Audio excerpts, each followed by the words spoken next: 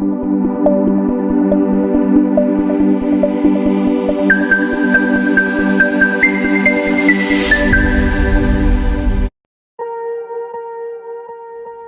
lovely viewers, welcome once again to the channel.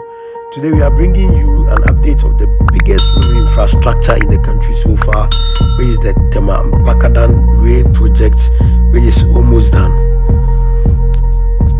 What I'm showing you today is portions around the Fina, which from this shot you can realize that the project has taken form and hopefully will be a very great economic boost for the country. A lot of work has taken place to get here, which we are seeing this beautiful project which passes through an underbridge constructed to help vehicles to pass on top of this rail line. We have always promised you of nothing but amazing and beautiful footage of projects and places in Ghana.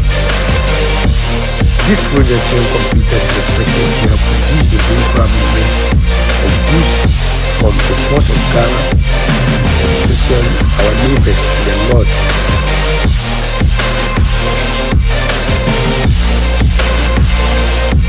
Please, I hope you like, comment, and share our video.